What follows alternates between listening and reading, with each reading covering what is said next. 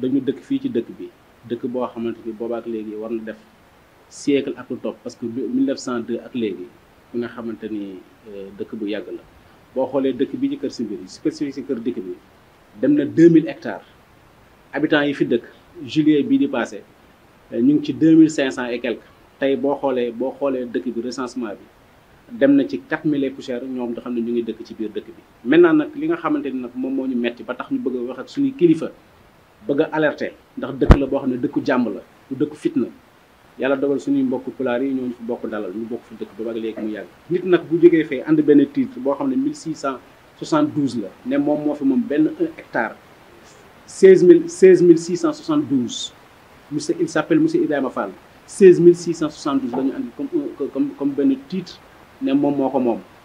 imam bi toog ak jàkkaam da leen a bindal arrêt d'escos su ñoom dem na ñuy ji ba ñëw maintenant nag ñuy ñaan autorité dëkk bi surtout ñu ngi interpellé le président de la république monsieur président Diomaye Faye ak le premier ministre Ousmane Sonko ak bépp autorité boo xam ne yaa ngi jëkk ci ndox bi ñu ngi leen di ñaan lii ñu gaaw a teg ci seen loxo balaa muy jur fitna.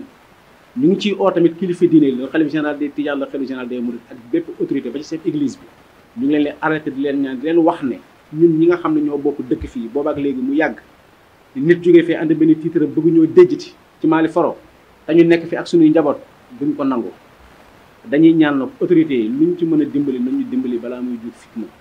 bu ngeen demee ci image bi xool dëkk kër buñ fa alerte fuñ ko bind ay doomu aadama ñoo nekk ci biir te it beneen bi ci des ñu ngi yëkkati suñu kaddu di ñaan autorités yi nga xamante ne ñoo ngànk réew mi nañu dimbali askan bi pour ñu am seen i këyit nañu dimbali askan bi pour ñu am seen i këyit ndax ñàkk am suñu këyit yi nga xamante ni moo tey ñu moom suñu suuf tey jii moo ñu andil gàllankoor bii kon ñu ngi ñaan autorités yi ngi war a suul nit ñu mën a dimbali ñu wàllu askan bi te it yaakaar naa ni président de la république bi muy diggee pour jël réew mi ñun ñoo ko fal am na lu ñu digoon nag ni bis ko fi yàlla tegeel am na loo xamante ni dina ko réglé kon tey yàlla dénk leen réew mi seen i njaboot ñu ngi leen di menacé parce que délégué ci sud ak li ko wër du fii rek kër Simbiri bëri na ci gox yu ñu wër yoo xamante ni saa bu ñu yeewoo descos mu ñuy menacé te bu ñu sañoon nag du ñu mettre en mal ak descos parce que descos xam nañu li ñuy def ñun la ñuy protéger mais bu ñu mettre en mal ak ñoom ay nit boo xam ne yaa ngi sa biir que dafa yeewoo ak sa njaboot fas yéene fa dund sa njaboot nga xëy un beau jour yeewu rek descos ñoo bindal la fi da nga fiy jógee kee ñoo jëlee benn titre andi ko ci kaw te yow mi nga xamante ni yaa nekk fii dëkk fi yàgg sa njaboot mënoo fexe ba am benn kayit bu la jox sa biir kii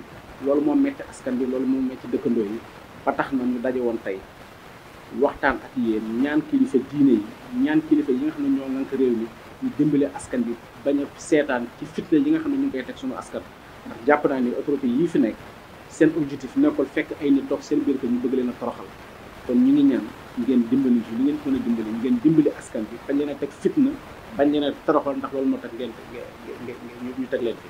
di wax li ñu dénigee site bi di wax li ñu dajalee fii mooy metti na parce que chaque jour que jëfee ñu ngi gis ay titre du Ibrahima Fall kese du kër Simbiri ñu ngi bëgg sonn nañ sax parce que titre yi chaque jour nga gis ku ñëw naan maa moom fii te suñu maam ñu ngi fi sanc à 1902 tey fi waa ji menace mooy Ibrahima Fall foofu Simbiri Ba moo fa dëkk Simbiri Ba bu mu sancee foofu la ko Senghor fekk wàcc ci avion am nommé ko chef de village Simbiri nekk foofu ba jamono ñëw ndox ñëw nangu dëkk bi bu mu nangoo dëkk bi ay sëllam ay ganaaram ay boolam yépp dugg ci lag bi ci la toxu ñëw ci tund gi nag bu mu fi ñëwee mu continuer nekk chef de village waa Déni Biram Ndaw ñu dalal ko mu nekk continuer di nekk chef de village di fay impôt di def lépp lu citoyen di def ci Sénégal boobu jamono Senghor la woon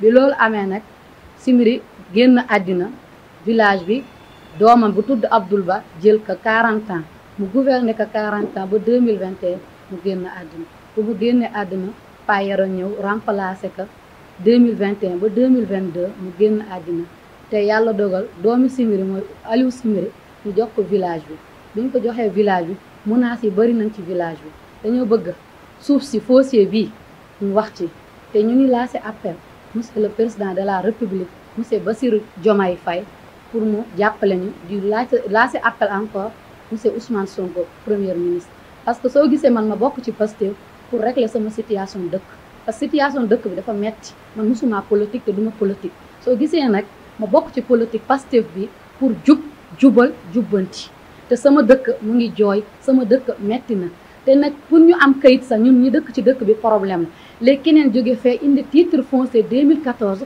mu naan moo ko moom te dëkk bi environ yëpp 200 hectares la 200 hectares ay nit ñoo fa dëkk bi ñun fii lañ nekk galère fii lañ jàngee benn américain moo ñu tabaxal suñu école Marcus Garvey bi ñu dal ci jàngaa 1996 bi ñu ko defee boobu ba léegi gisuñu benn état bu ñu jàppale nañ ko waxte dee gisuñu benn état bu ñu jàppale. Les habitants de ce village ont été convoqués récemment, le 24 juillet passé, à la DSCOS. On les a signifiés comme quoi que leurs maisons sont sur un titre foncier de M. Ibrahima Fall, numéro 16672, d'une superficie d'1 hectare.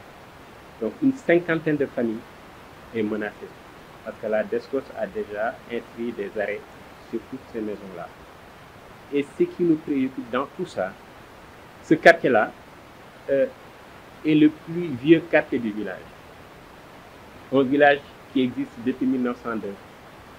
Comment un Sénégalais comme nous peut venir récemment brandir un titre qui date de 2014, qui n'a jamais fait signe de vie et qui nous dit que là, c'est pour moi.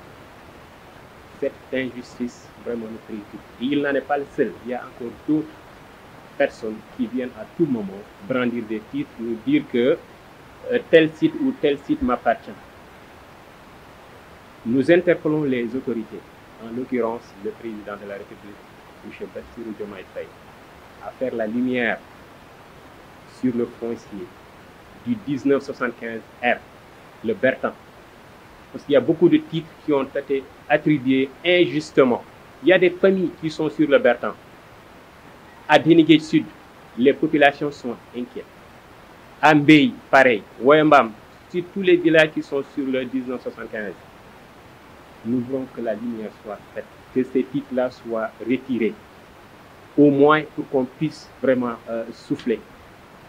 Et c'est quotidien. Tout le temps, il y a des gens qui débarquent avec des titres, avec la DSCOS, et qui intimident les gens.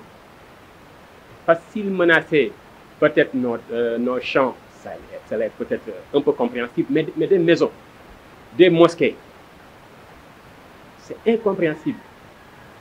Même l'école primaire est concernée. C'est incompréhensible. Il faut que ça cesse. Nous encourageons l'initiative des autorités sur le littoral à se poursuivre à Dénigué Sud et environ. Il y a beaucoup de titres qui ont été attribués injustement. Il faut que ça cesse. Nous interpellons aussi aux autorités vraiment de nous faciliter la régularisation de nos villages. Nous avons besoin où habiter, mais aussi nous avons besoin d'extension suffisante pour nos familles, pour nous les jeunes, mais aussi pour nos fils. C'est ça la préoccupation d'aujourd'hui. Nous interpellons en tout cas le gouvernement, vraiment le nouveau régime. On a beaucoup d'espoir en ce régime-là, ce qu'ils sont en train de faire sur le foncier. Nous encourageons cela, mais il faut que ça continue. Ces titres-là qui ont été attribués injustement, qu'ils soient retirés. C'est ça la préoccupation. Le cas d'Ibrahima Fall en est qu'un parmi tant d'autres. Ce qu'on a à faire, c'est vraiment de faire une alerte aux autorités. Parce qu'ils brandissent des titres. Nous, on n'a pas de titre. Ce qu'on a, on a notre ancienneté. Nous sommes du village. Un village qui existe depuis un siècle et plus. Ça suffit vraiment. Ce sont des arguments solides que nous avons. Ce sont des arguments solides que nous avons. Notre ancienneté nous donne raison. On les attend de pied ferme avant qu'ils nous déguerpissent là où nous sommes nés et vraiment grandis. Ils vont peut-être passer sur nos cadavres. Et ça, je pense que les autorités ne seront pas vraiment spectateurs. Ils vont prendre leurs responsabilités. En tout cas, nous appelons à la responsabilité des autorités pour qu'ils agissent. Sinon, on les a alertés quand même. Parce qu'on ne va pas se laisser faire. Ce qu'il a fait, c'est qu'il a envoyé la DSCOS, qui a convoqué les habitants, et on les a signifiés comme quoi ici, ça appartient à M. Ibrahima Fall. Mais qu'est-ce qu'il a vendu? Qu'est-ce qu'il a attribué cet hectare-là? Pourquoi menacer 50 familles? Sur quelle base? C'est ça notre préoccupation. Et il n'en est pas le seul. Il y a tant d'autres.